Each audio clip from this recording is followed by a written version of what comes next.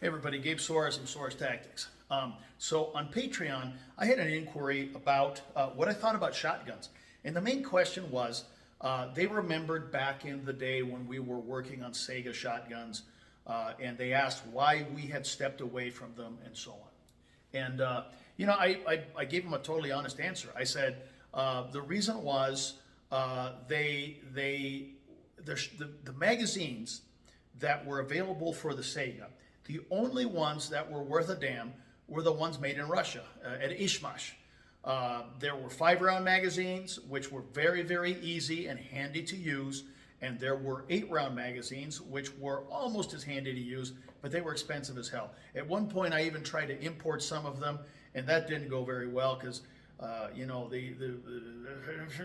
politics and what have you. Okay, and the American magazines for the Sega were absolute trash.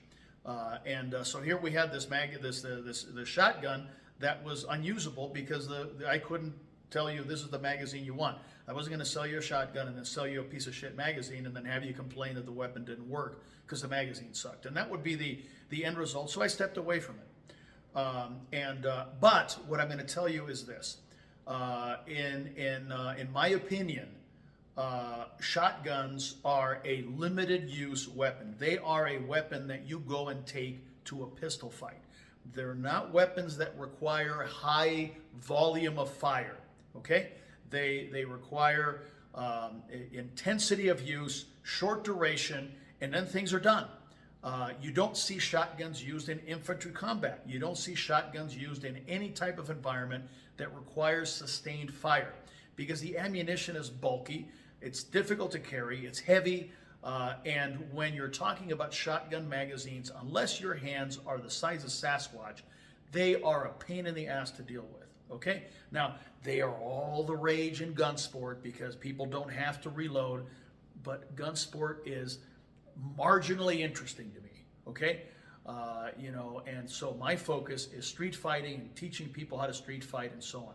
Now, in my own experience, and I have used shotguns in gunfights several times, the issue of a high capacity weapon, while tactically attractive, would not have benefited me in any way, shape, or form back in the day when I was, dealing with bad guys armed with a shotgun, okay?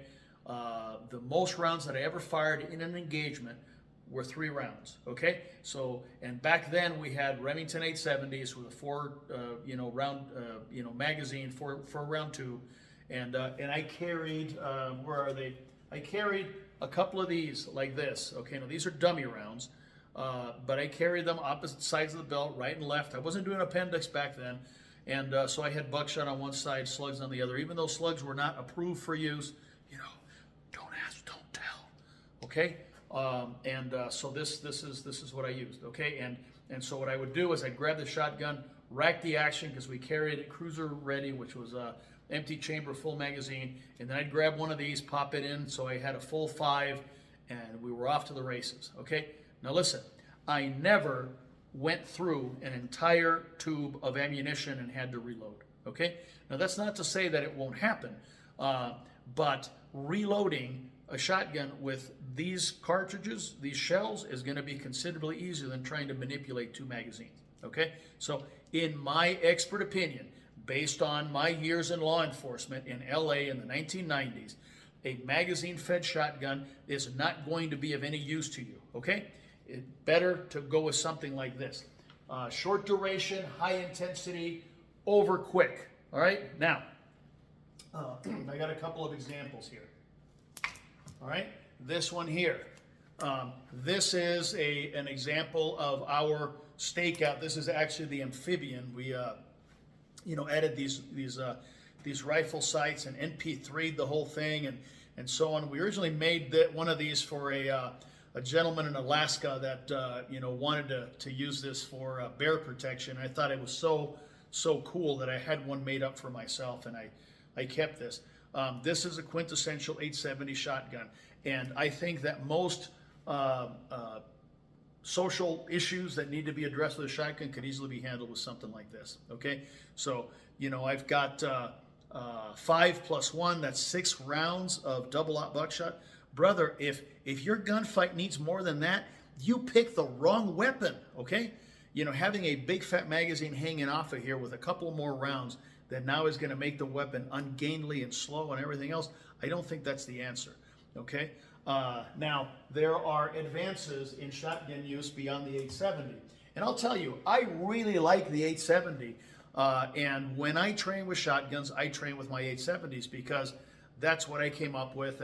And I think there's advantages to the pump action shotgun, just like I think there's advantages to the double action, single action pistol. But something like this is also a very good choice. Okay, this is the modern Beretta A300. I didn't get a 1301 because I thought it was ridiculously overpriced for what it is. And yeah, you know what? I'm not hurting for money, but holy moly, you know? I mean, at some point you got to go, I don't know, brother. Okay, this is fine. Now you notice that what I've done here is this has an optic. Okay, the amphibian does not, because that's the equivalent of a concealment shotgun, you know, carried in a way where it's kind of easy to carry around and, you know, not really high profile and stuff like that. And I didn't want to put a bunch of things on there that would potentially hang up when you're bringing it out from its you know, bag or whatever the case is.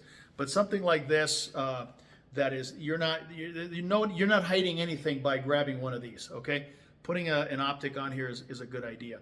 And these are considerably lighter, considerably easier to use. If I was equipping a beginner today with a shotgun for self-defense, I would go with something like this, Beretta A300, or maybe, and I don't have as much experience with those as I do with this, the new Mossberg semi-autos. But again, you know, a combat-based shotgun, not a sporting weapon, and certainly not something that is intended for winning a three-gun match, because three-gun match and a street fight are way two different things. Okay, so anyway, that's my perspective on the shotgun. Oh, and by the way, you notice that neither of these have slings on them.